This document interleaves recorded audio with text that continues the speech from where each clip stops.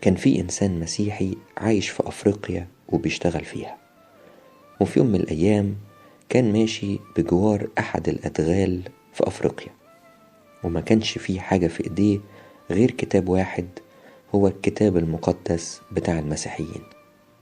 وهو ماشي جنب الأدغال، المفاجأة إن طلع عليه مش حرامية ولا لصوص ولا بشر، طلع قدامه فجأة أسد حقيقي. تخيل كده لو انت ماشي وقدامك أسد بجد.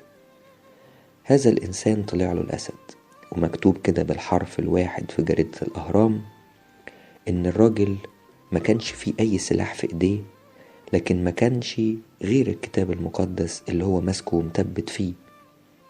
وفي لحظة ركع على ركبه ورفع عينيه للسماء ومسك الكتاب المقدس بشدة ورفعه لفوق ناحية الأسد، وغمض عينيه وسكت وانتظر. فاتت ثواني ثم دقيقة والراجل مازال حي، فابتدى يفتح عينيه بالراحة ويبص قدامه.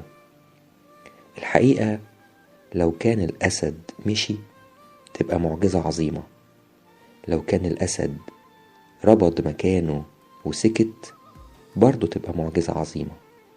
لكن الأعجب، وزي ما هو مكتوب في الجريدة، إن لما فتح عينيه هذا الإنسان المسيحي البسيط لقى الأسد قدامه ميت.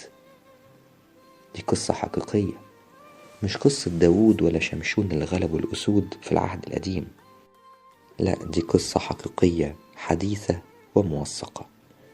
إنسان صرخ من العمق، ما هوش قديس عظيم أو راهب عايش في الصحراء أو نبي من أنبياء العهد القديم أو من رسل العهد الجديد زي ماري مرقس مثلا ما حصل معاه، لكن كان إنسان بسيط زي وزيك، ممكن يكون ليه خطية،